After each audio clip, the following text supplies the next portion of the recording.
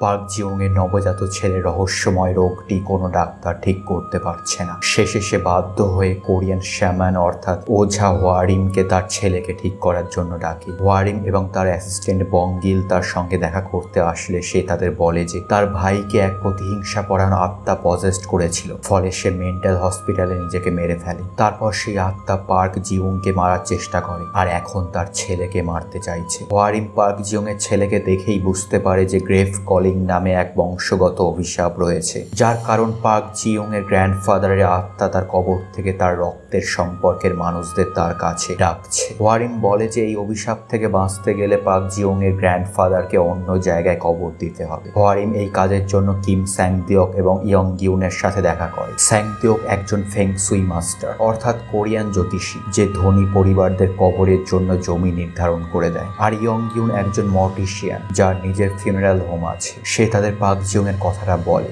যে তার গ্র্যান্ডফাদারের 100 বছরেরও বেশি বয়সের কবর খুঁড়ে তার দেহের যা আছে সেগুলোকে অন্য জায়গায় কবর দিতে হবে, এতে অনেক টাকা পাবে তারা। স্যাংদিওকের মেয়ের বিয়ের কথা চিন্তা করে তারা রাজি হয়। পার্ক জিউং এই পুরো ঘটনাটিকে কাউকে বলতে বারণ করে আর কবর চেঞ্জ করার কাজটা একদিনের মধ্যেই শেষ করতে বলে, কারণ তার বাবা মা আর রিলেটিভসরা কবর খোঁড়ার বিপক্ষে ছিল। স্যাংদিওক কবরের লোকেশন দেখে অবাক হয়ে যায়। সে বুঝতে পারে না যে কেন পার্ক জিউং এর গ্র্যান্ডফাদারের কবরটা পাহাড়ের উপর রয়েছে, যেখানে প্রায়শই শিয়াল দেখা যায়, কারণ ফেংশুইতে শিয়াল এবং কবর এক জায়গায় থাকাটা অমঙ্গল। পার্ক জিউং তাকে বলে যে এক বিখ্যাত সন্ন্যাসী জিসুন এই জায়গাটিকে কবর হিসেবে বেছে দিয়েছিল, আর কবরটি একদম সাধারণ, কারণ সেই সময় অনেক গ্রেভ রবারি হতো। স্যাংদিওক জায়গাটিতে অশুভ কিছু অনুভব করছিল। সে কবরটিতে কিছু লেখা দেখতে পায়। পার্ক জিউংকে জিজ্ঞাসা করলে সে বলে যে সে কিছু জানে না এই ব্যাপারে। স্যাংদিওক কাজটা করবে না সিদ্ধান্ত নেয়। ওয়ারিম তাকে রাজি করায় এই বলে যে সে কবর খোঁড়ার সময় একটা রিচুয়াল করবে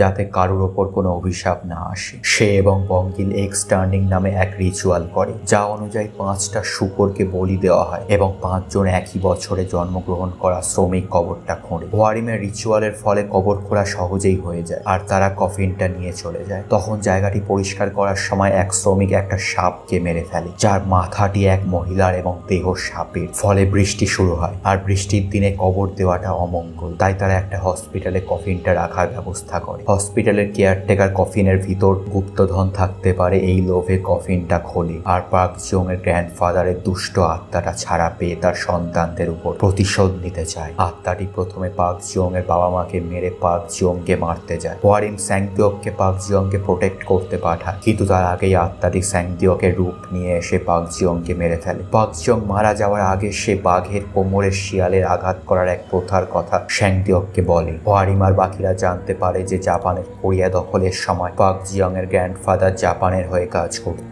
আর আত্মাটি তার বংশের মানুষদের মারতে চাইছে তার ওই অশুভ জায়গায় কবর দেওয়ার কারণে। আত্মাটি পার্ক জিউং এর নবজাত ছেলেকে মারার আগে ইয়ং গিউন কফিনটি পুড়িয়ে দেয় এবং আত্মাটি শেষ হয়ে যায়। এই ঘটনার কয়েকদিন পর ইয়ং গিউন স্যাংদিওককে সেই সাপটাকে কেটে ফেলা শ্রমিকের কথা জানায়। শ্রমিকটির সেই দিন থেকে ভয়ঙ্কর দুঃস্বপ্ন আসতে থাকে আর সে পাগল হয়ে উঠছে, তাই স্যাংদিওককে ওই কেটে ফেলা সাপটাকে খুঁজতে বলে। তাই স্যাংদিওক আবার সেই কবরটা খোঁড়ে। সে আর একটা কফিন খাড়া করে রহস্যময় ভাবে পোতা অবস্থায় পায়। সে ওয়ারিম, বঙ্গিল আর ইয়ং গিউনকে জানালে তারা 4 জন মিলে ওই কফিনটা বার করে কাছের বগুৎসা টেম্পেলে রাখে। সেই রাতটা তারা টেম্পেলেই কাটানোর সিদ্ধান্ত নেয়। রাতে বঙ্গিলের ঘুম ভেঙে যায়। সে টেম্পেল থেকে বেরিয়ে দেখে এক মানুষরূপী লম্বা দানব শূকরদের আর একজন লোককে মারছে। সে ওয়ারিমের সাথে কফিন রাখা ঘরে গিয়ে দেখে যে কফিনটা ভাঙা আর ঘরের ছাদেও এক বড় ফুটো। তারা বাইরে এসে ওই ভয়ঙ্কর সামুরাইয়ের দানবকে দেখতে পায়। দানবটি বঙ্গিলকে মারতে যায়, কিন্তু বঙ্গিলের ট্যাটুতে কিছু মন্ত্র লেখা আছে, এটা দেখে তাকে ইনজিওর্ড করে ছেড়ে দেয় আর বঙ্গিল পজেসড হয়ে যায় এবং দানবটি আগুনের বল হয়ে আকাশে উড়ে যায়। বঙ্গিলের ইনজুরি খুব সিরিয়াস ছিল, তাই একটা বড় হসপিটালে তাকে নিয়ে যাওয়া হয়। বঙ্গিলের আঘাতটা দেখে স্যাংদিওকের পার্ক জিউং এর বলা বাঘের কোমরে শিয়ালের আঘাত করার প্রথা মনে পড়ে। এই প্রথা অনুযায়ী জাপানিজরা কোরিয়ার কিছু জায়গায় আয়রন স্টেক বা রড পুঁতে রেখেছে, যাতে সেই জায়গাগুলোর পজিটিভ এনার্জি নেগেটিভ অশুভ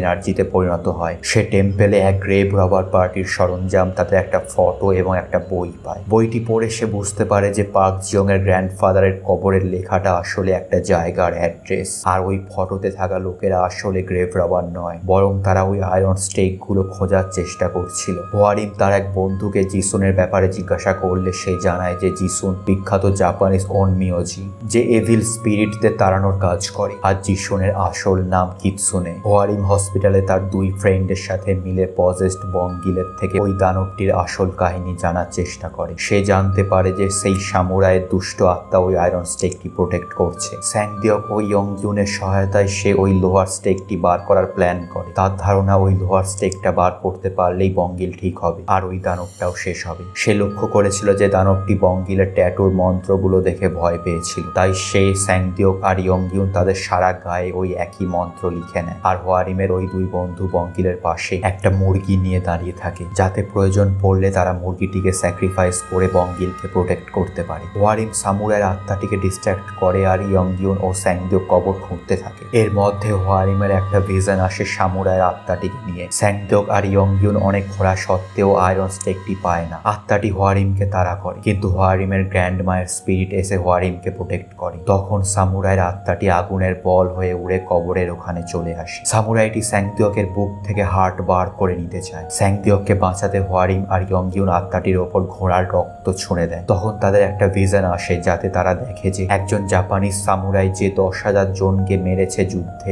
এরকম এক সামুরাইয়ের মাথা কেটে জিসুন তার বডিতে জ্বলন্ত কাটানা ঢুকিয়ে দিয়ে তাকে খারাপভাবে কবর দেয়। ফলে সামুরাইয়ের বডিটি আয়রন স্টেক হিসেবে কাজ করছে, আর এই জন্যই সামুরাইটি দানবে পরিণত হয়েছে। স্যাংদিওক তার ফেংসুইয়ের নলেজ থেকে বুঝতে পারে যে দানবটিকে মারতে গেলে এক কাঠের ছুরিতে তার নিজের রক্ত লাগিয়ে দানবটির দেহে ঢোকালেই দানবটি শেষ হবে। সে অনেক চেষ্টা করে দানবটির শরীরে ছুরিটি ঢুকিয়ে দেয়, ফলে দানবটি শেষ হয়ে যায় আর স্যাংদিওক অজ্ঞান হয়ে যায়। তখনই হোয়ারিমের সেই দুই বন্ধু মুরগিটিকে স্যাক্রিফাইস করতেই বঙ্গিলের জ্ঞান ফিরে আসে। তারা সবাই স্যাংদিওকের মেয়ের বিয়ে অ্যাটেন্ড করে। তাদের মধ্যে একটা ফ্যামিলির মতো বন্ড তৈরি হয়। ভিডিওটি ভালো লাগলে অবশ্যই লাইক করে দেবেন এবং এরকম আরো ভিডিও পেতে চ্যানেলটিকে সাবস্ক্রাইব করে দেবেন। আশা করি সবাই ভালো থাকবেন। আবার দেখা হবে পরের ভিডিওতে।